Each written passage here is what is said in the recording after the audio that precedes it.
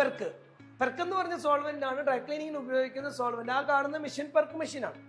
എന്ന് വെച്ചാൽ പെർക്ക് സോൾവെന്റിൽ ഉപയോഗിക്കുന്ന പെർക്ക് എന്ന് പറഞ്ഞ സോൾവെന്റ് ഉപയോഗിച്ച് തുണികളെ വാഷ് ചെയ്ത് പിഴിഞ്ഞു ഉണക്കി കസ്റ്റമറിന് കൊടുക്കുന്ന മെഷീനാണ് ആ ഡ്രൈ ക്ലീനിങ് മെഷീൻ പെർക്ക്.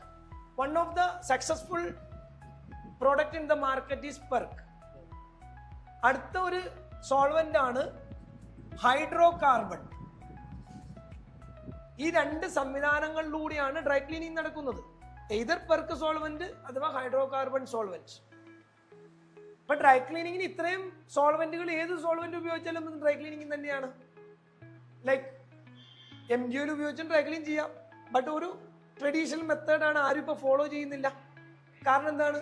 അതിൻ്റെ അകത്ത് കെറോസിന്റെ സ്മെല്ലുണ്ട്, ഒരു മണ്ണെണ്ണ. പണ്ടത്തെ ആദ്യകാലങ്ങളിൽ നിങ്ങൾ, എനിക്ക് തോന്നുന്നു ആദ്യകാലങ്ങളിൽ ഡ്രൈ ക്ലീൻ ചെയ്യുമ്പോൾ കൊടുത്തിട്ടുണ്ടെങ്കിൽ, ഓർമ്മയുണ്ടെങ്കിൽ, അന്നത്തെ തുണികൾക്ക് ഒരു ചെറിയൊരു മണ്ണെണ്ണയുടെ സ്മെല്ല്, ഒരു കെറോസിന്റെ സ്മെല്ലുണ്ടാവും. അന്ന് പെട്രോളിയം, ഈ പറയുന്ന MGO ഓയിലിന്റെ ബേസ് സ്മെല്ലാണ്. ഇന്നത്തെ കാലത്ത് അതില്ല. അതിന്റെ കാര്യം എന്താണ്? പെർക്ക് എന്ന് പറഞ്ഞ സോൾവെന്റിലൂടെ നമ്മൾ ഡ്രൈ ക്ലീൻ ചെയ്യുമ്പോൾ പെർക്കിന് സ്മെല്ല് എത്രത്തോളം ഇല്ല, രൂക്ഷഗന്ധം വരുന്നില്ല, കുറച്ചും കൂടി കുറവാണ്. കുറച്ചും കൂടി ഇപ്പോഴത്തെ എക്കോ ഫ്രണ്ട്ലി ഹൈഡ്രോ കാർബൺ വന്നപ്പോൾ അത്രയും കൂടി സ്മെല്ലില്ല. ബട്ട് ഇത് ഈ മെഷീനിൽ തന്നെ പ്രോസസ് ചെയ്യണം.